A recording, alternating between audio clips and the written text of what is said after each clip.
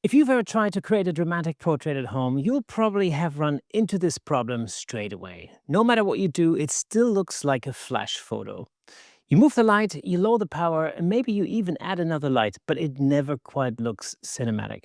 Today I want to show you a really simple two-light setup using a couple of small flashes and some platypod gear to create a classic Hollywood-style spotlight portrait in a very small space.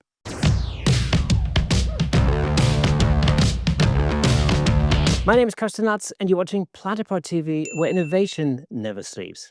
And if you want to deep dive into photography with some of the best photographers on the planet, check out my podcast, the Camera Shake Podcast, on YouTube and wherever awesome podcasts live. For this shot, I wanted something that felt more like a movie still than a portrait. Slightly theatrical, slightly dramatic. The idea was a gentleman sitting in a leather armchair under a stage spotlight, almost like he's waiting backstage at a theater. The important thing here is that the light feels motivated. It shouldn't feel like a photographer lit him, it should feel more like the room lit him. And that's actually the trick to this entire setup. The first light is a Godox 8200 with a snoot. Now, this looks like a portrait light, but it actually isn't. I'm not lighting the subject first, I'm lighting the background first. I placed the snoot very close to the backdrop and aimed it downwards at an angle to create a pool of light, almost like a theater spotlight. Then I positioned the model so he sits right on the edge of that light. That edge is what makes the image look cinematic. If you aim the light directly at the face, it looks like flash. If the person falls into the light, it looks like a scene. My camera settings were 1/200th of a second, f8, ISO 100, and I'm using a 40mm lens. The goal here is to remove all ambient light so every bit of illumination you see in the photo is controlled. Once you do that, you're no longer photographing a room, you're building one. Now at this point, the image almost works, but it still looks kind of fake. Because real spotlights don't just light faces, they hit the floor, the shoes, and the furniture. So I added a second 8200 in a strip box, and this is where the platypod becomes really useful.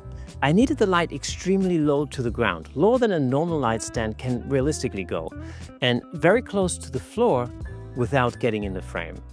Mounting the strip box on a platypod extreme allowed me to position the light just above the floor, angled slightly upwards. I'm not only using it as a fill though, I'm using it to create reflections on the shoe, the trousers, and the leather chair. That's pants for you guys from across the pond. That's what sells the illusion of the spotlight being real. The model is also sitting very close to the background. Normally in portraits, we move people away from the backdrop to soften the shadows. Here, we actually want the opposite. We want stronger shadows because that's what theater lighting looks like. Now here's the image straight out of camera. As you can see, the lighting is already doing the work. All I did afterwards was extend the backdrop a little bit and get rid of the light stands, gently darken the edges, add a bit of contrast, slightly warm the tones, and bring out some texture in the suit and chair. That's more of a stylistic element, but I think it really works well in this shot. The edit supports the lighting, it doesn't create it.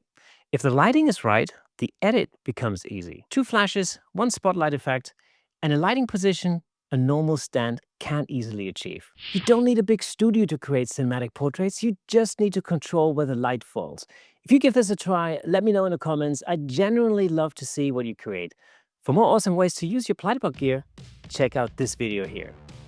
That's all for today. Remember to hit the like button and ring that bell. Until then, keep creating, and I'll see you next time.